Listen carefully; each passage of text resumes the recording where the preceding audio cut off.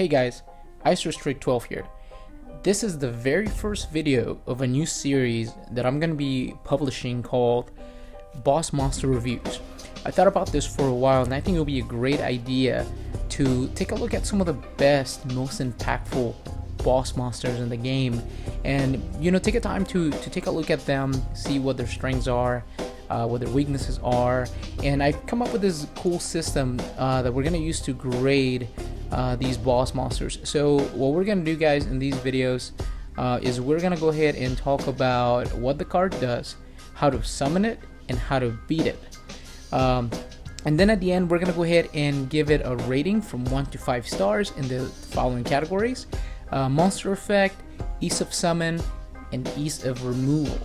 And then after that, we're going to give it one final rank. If it's a great boss monster, the max that you can achieve will be an S rank. Taking a lot of inspiration from Naruto in this one, so if it's a great card, S rank for sure. If it's something a little more mild, C rank, B rank, anything like that.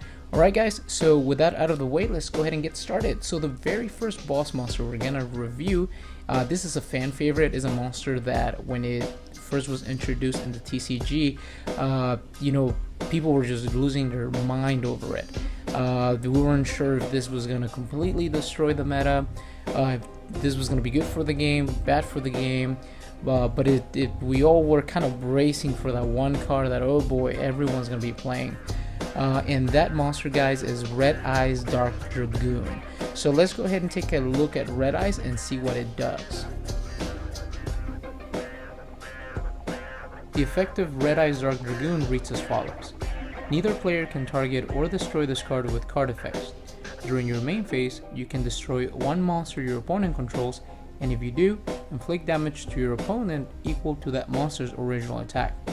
This effect can be used a number of times per turn, up to the number of normal monsters used as fusion material for this card's summon. Once per turn, when a card or effect is activated, quick effect, you can discard one card, negate the activation, and if you do, destroy that card. And if you do that, this card gains 1000 attack points. And that is already on top of a monster that hits the field with 3000 attack.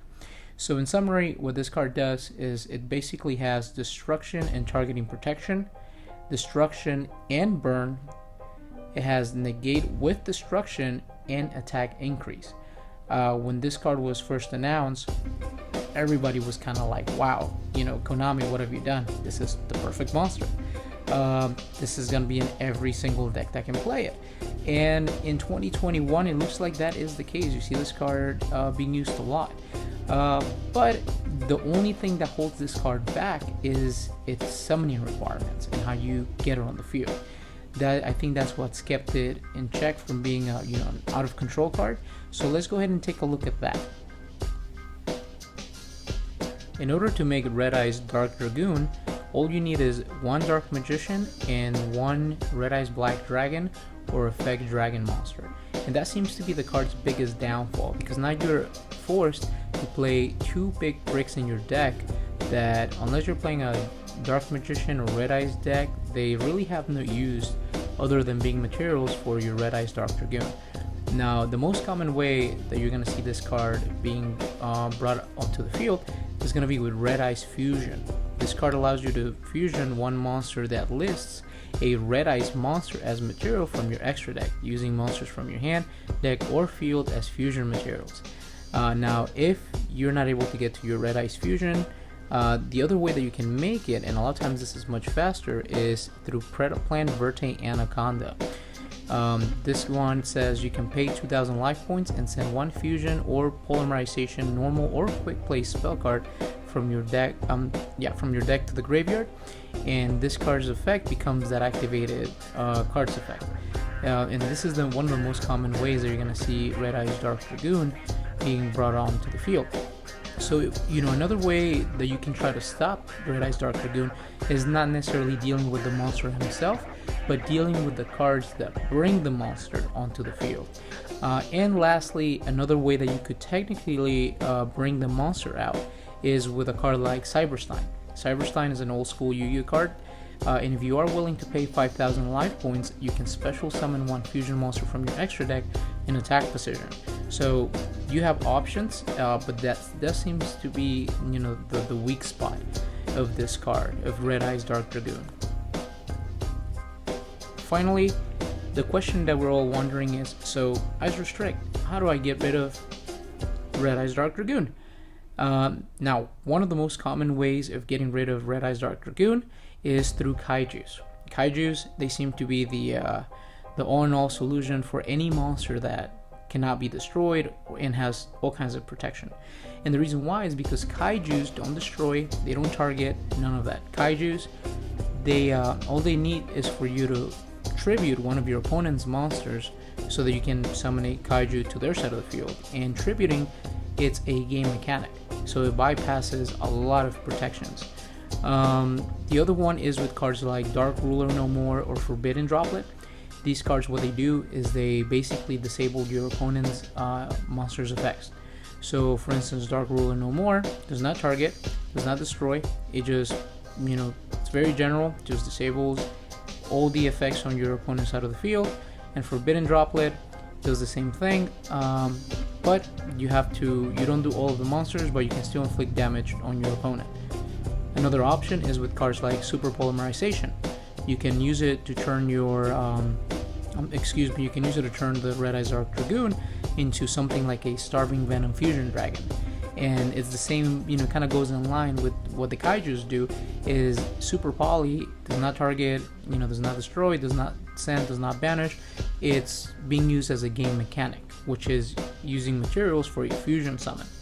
And another way of getting rid of this card is, you know, in reality, just with any card that doesn't target or that disables effects. Now, when you activate one of these cards that are not spell speed 4, like, you know, Super Poly or Forbidden Droplet or Dark Ruler, the effect will get negated. So what you want to do first is beta negation, and then you continue with your effect as usual with cards such as, you know, Dingirzu, the, you know, Orchis of the Evening Star, for example.